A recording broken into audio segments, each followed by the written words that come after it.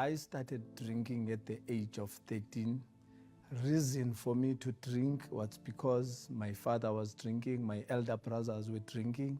So I thought to drink was just a norm. There was nothing wrong with it. And as well in the area that I'm coming from, some of the guys of my age as well were drinking. So that's how it started. I drank a lot the moment I started working because now I was getting my own money. Priority was money for drinking before I can do anything. I preferred to drink than to buy food. Most of the time, I always had alcohol in my fridge than food, which resulted in me stealing from work because I needed to support my addiction. So I stole at work for years, stealing at work up until I lost my job. Because of stealing, then I lived in misery. I lived in poverty. From being independent to being dependent because I had nothing and I wanted to be intoxicated to forget about everything, all the problems actually that I'm facing. So I ended up drinking anything that came my way because you have these guys that I'm befriending now, these new friends of mine that are drinking anything, even the stuff that you can put on the car. When you smell it, you could see that it's not proper alcohol, this one. But I had to drink it because it made me to be intoxicated. During this period of addiction, when I was losing everything, because some of the stuff at home, I would sell it to support my addiction. Then the mother of my kids left me. And as well, I was struggling to support myself. My kids as well, I was advised that I should take them home. One of my family members offered to take my kids and stay with them back home because I couldn't afford them. I couldn't provide for them anything. Me and my friends, we went to steal stuff so that we can support our addiction. We stole, we sold, we got money.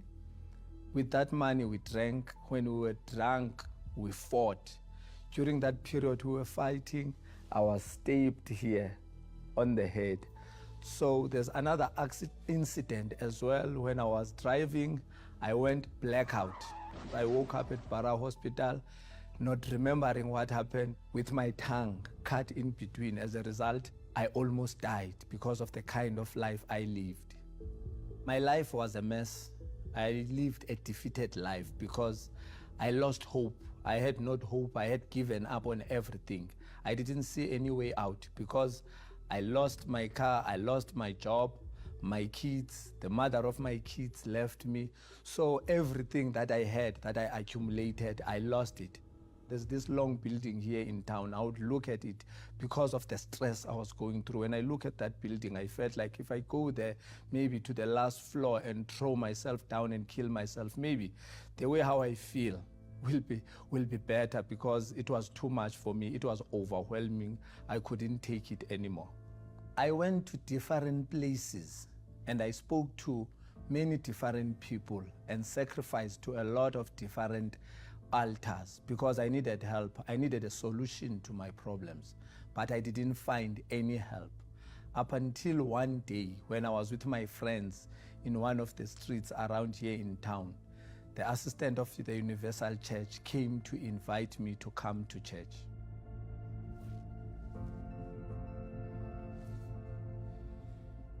I used to see Viwe in the street drinking with his friends up until this other day when he was drunk, angry, and talking alone.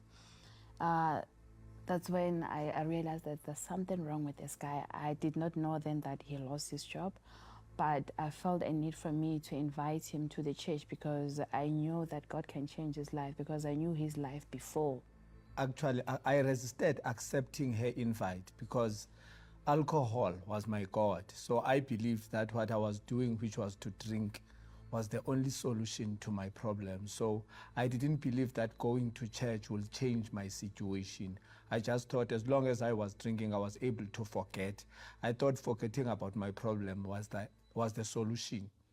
What really convinced him was when I told him that God can restore to you what you have lost 7 times. When you said that, I made a decision, let me go and try, because for me, I was looking for a blessing, which was to get a job.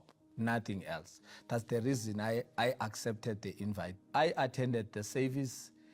Immediately after the service, I was inspired because I even asked her, when is the next service? But as well, I had some arguments with her because the preaching was like it was about me. Most of the things that were said were about my real life, the suffering I went through, the struggles I went through. So after the service, I also asked her, did you talk about me to the pastor? But I was inspired because my interest was to come again to the church. So I just explained to him that this is the work of God. God wants to transform your life. I did not tell the pastor, of course, about your life, but it is because God wants to transform your life. So you just need to keep on coming to the church in order for your life to change. As much as I was coming to church, but I was not sincere with God. Upon sitting down with the pastor explaining everything to me, the pastor told me that to receive the greatest blessing, first I have to be baptized in water. I have to give my back to this world. I have to stop sinning, the wrong things I was doing, of stealing, of drinking, everything that is sinful, that is against the will of God. I need to stop doing it. Then I decided to get baptized in water.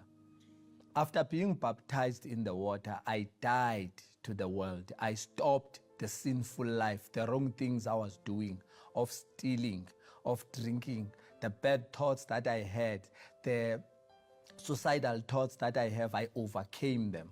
I became positive. I wanted to obey God. I wanted to live a life that pleases God now. After he was baptized in the water, I also advised that he needs to do everything that is against his flesh.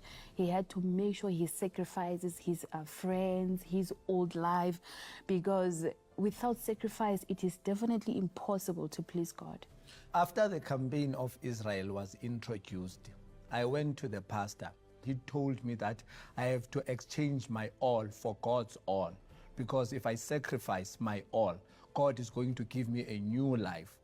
During that period of preparing for my sacrifice, I was nervous, more especially after I took the decision that with all that I have left, I'm going to place it on the altar.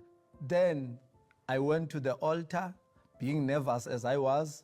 I placed my sacrifice, but after placing my sacrifice, something different within me happened, because I just had the assurance that no, something is going to happen. So for me, it was just a total sacrifice, and it made me realize that what I did, really, it attracted the attention of God, because as well, I was impressed because I took a decision that no, I'm at the right place. It means I'm not going anywhere. This is where I belong.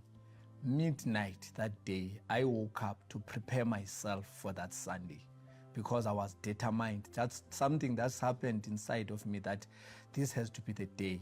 You need to prepare yourself. So midnight, I prayed, I fasted that day. I presented my fasting to God, preparing myself that in the morning, I'll be going to church. I went to church as prepared as I was. The pastor, during the prayer, called to the front before the altar those who want to receive the Holy Spirit.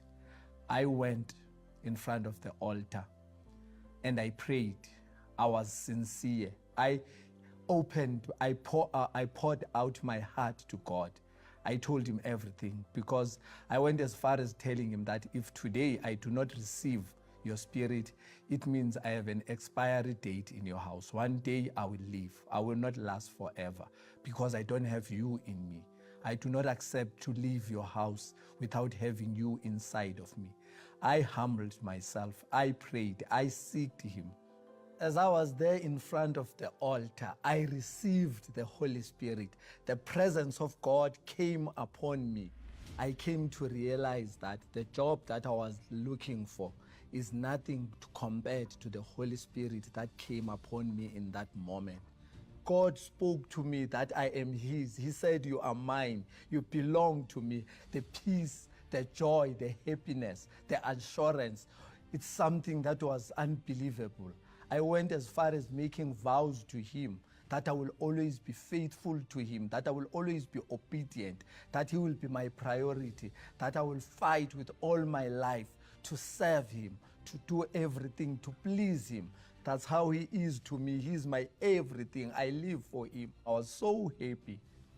He started coming to church, evangelize his love for souls. He had passion for souls. He started to serve God now more than myself.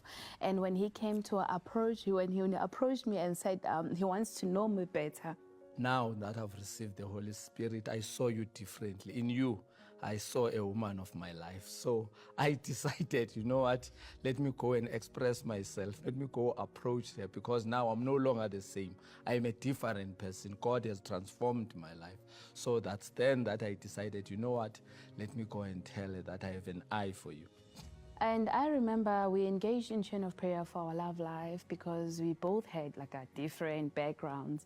So for us to do chain of prayer for our love life was very important. And after 2 years now, the first wedding of weddings was introduced. For us, it was an opportunity, and we got married in the wedding of weddings. Today, we are happy we got married, and it was the best decision ever. We are serving God. We have our own kids, taking care of them. God is taking care of us, is providing for us. We are even blessed financially.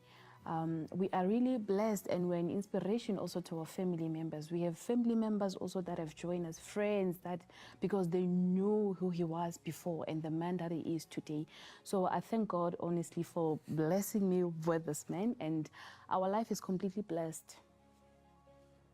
I thank God for this woman. She's the one who brought me to church. She's the one actually who invited me, whom God used to invite me to come to church. Because today, I no longer drink, I no longer steal. All the wrong things I used to do, I stopped doing them. Above all, I thank God for everything that He has done in our marriage. He is the foundation of our marriage. He is a blessing to us. His presence means a lot to us. He guides us in everything. Today we are who we are because of him, because he has blessed us. He has made us to be united, to love each other, to be an example to our families, to our friends. And above all, the presence of God in our lives. We thank God for everything he has done for us.